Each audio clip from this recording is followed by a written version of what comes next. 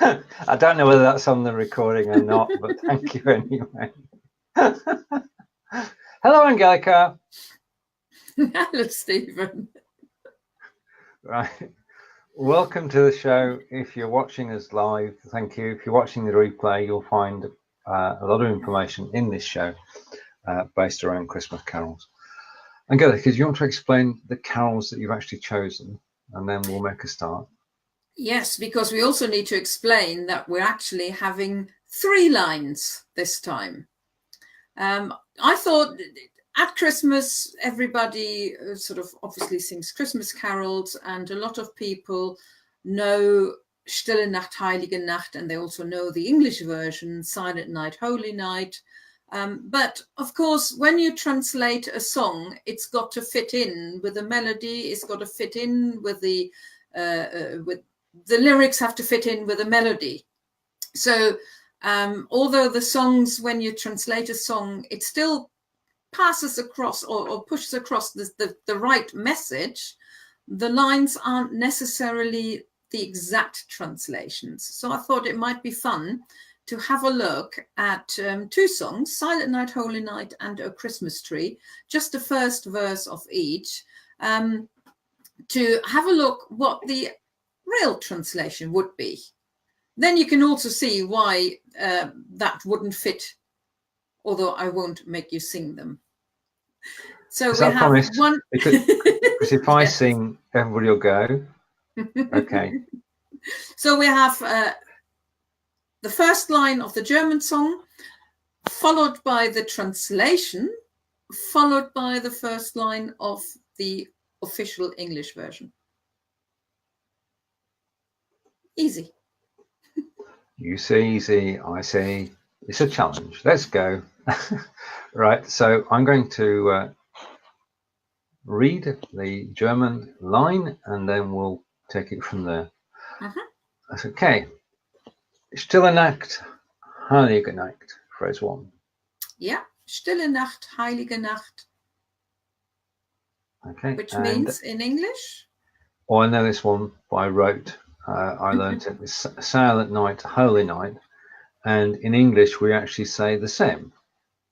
You're absolutely right. So the first line of this song is a literal translation. So the proper translation would be Silent Night, Holy Night. And that, of course, is the first line of the English song.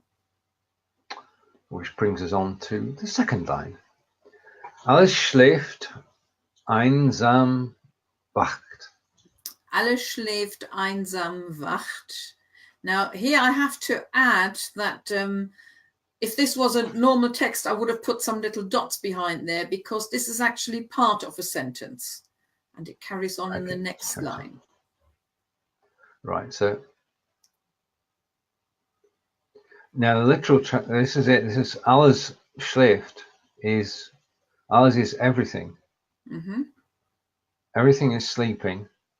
One alone watches. Right, that doesn't make much sense at the moment because for that we need the second bit. But everything is sleeping or everything is asleep. Alone watches somebody or something, which we get in the next line.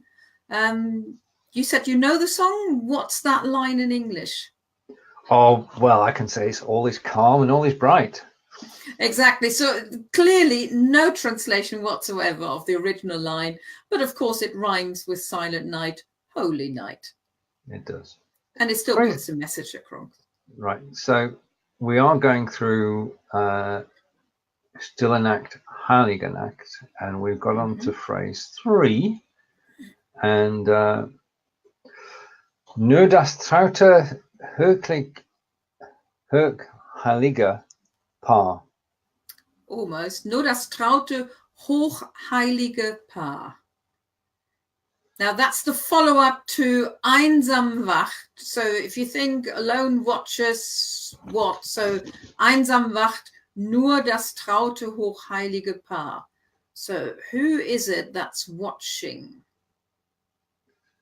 I'm gonna give people a chance, but I'm gonna go with only the homely, most holy couple. Yeah, Paar is a couple. In this case, of course, that means Mary and Joseph. So they're the one who are watching alone, because they were only with animals. They were on their own there. The English line? Round yon virgin, mother and child, which is nothing like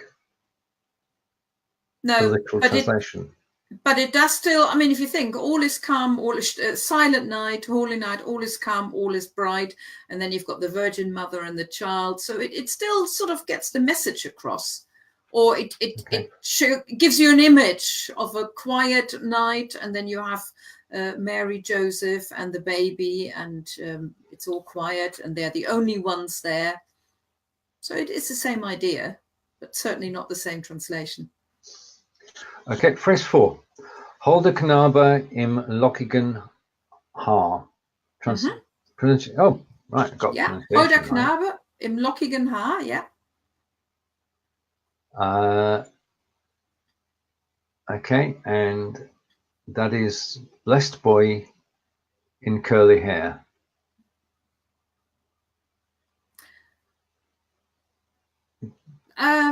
No, lovely boy in curly hair. I think you took the wrong line there, but doesn't matter. It is the holde Knabe. Hold is actually an old word for lovely. Okay. So it was a lovely boy in curly hair. But the English line in Silent Night is holy infant, so tender and mild. Yeah, they don't mention that he was a lovely boy or that he had curly hair. Well, no. But mild rhymes with child, just like Haar rhymes with Paar. I'll take this. Oh, we're going to have a problem now. Can you do the next one? Because I've got the same one twice. Yeah, because you were supposed to take the second one and not the first one. It's all right. So the one afterwards is Schlaf in himmlischer Ruhe, which is the last line of that sign, of that one. Okay, Schlaf in himmlischer Ruhe. Mm-hmm. Okay, Schlaf. Well, pronunciation first of all. How do Schlaf. Yeah, Schlaf in himmlischer Ruhe. Yeah. Okay, and Schlaf is sleep. Himmlisch is heaven. So English air is heavenly and Ruhe is peace. So sleep in heavenly peace. Yeah, and that works because that's the same as we're actually singing in English. It's the same in English. Yeah, so if they had translated the song literally, they would have had to fit quite a bit in there where we sing all is calm, all is bright, round yon virgin mother and child. They would have had to put in everything is sleeping alone, watches only the homely most holy couple. Which of course doesn't work. So it's pretty close. Okay, so to go through the lines again: Stille Nacht, heilige Nacht, alles schläft, einsam, wacht. Nur das traute, hochheilige Paar, holde Knabe, Knabe, yeah, in lockigen Haar. And that's where I got wrong, and I've got to say, go to here, Schlaf in himmlischer Ruhe. That's it. And so of course that gets done twice. Schlaf in himmlischer Ruhe, Schlaf in himmlischer Ruhe. Okay. Right, now we're on to a different song entirely, just so you know, because it doesn't follow on from the first one. Okay, O Tannenbaum, O Tannenbaum. And this has got a memorable tune to it. So, O Christmas tree, O Christmas tree. And that, of course, is the translation and the English line as well. Now, technically speaking, Tannenbaum would actually be fir tree, but in Germany we have 3 words, which I think we covered last time, didn't we? Mm-hmm. We have 3 words for Christmas tree. Tannenbaum, Tanne is a fir tree. So when people talk about Tannenbaum, they don't normally mean, oh, there's some lovely fir trees over there. They're thinking of Christmas and thinking of Christmas trees. Okay, So and the that's second a good line. translation. Brilliant. The second line of the is Wie grün sind deine Blätter? Wie grün sind deine Blätter? And that's the only reason I'm pronouncing this right is because we actually sang it the other week. So Yes. have an advantage. And the English translation is how green your leaves. Yes, but of course it's a little bit illogical because fir trees have got needles and pine needles and not leaves. But I think which is probably why the English line reads, "How steadfast are your branches." yes, I have to say that's one of the verses. When I looked for the English song, I found out that there are actually several versions of "O Christmas Tree," which I wasn't aware of. I think I've taken the one which is the most known one, Yes. but I found about 3 or 4. Okay. There's only one Silent Night, Holy Night, but there were several Christmas trees. Du grünst nicht nur zur Sommerzeit. Du grünst nicht nur zur Sommerzeit. You are green, not only in summer. Not just. Yeah, you're not just. Yeah, go. Sorry. Yeah, you're not just green in the summertime. The tricky bit with the translation here is grünen is the verb, which in English we don't have a verb, but it means to green sort of thing. So it's to be green, sorry. To be green in German actually is a verb, which is grünen. Du grünst. Yeah, therefore du grünst. So if I was being green, I would be ich grüne. Ich grüne auch. No, we don't. That only goes if you're talking to a Christmas tree. Oh, don't go there. Your boughs are green, but the English version is your boughs are green in summer's clime.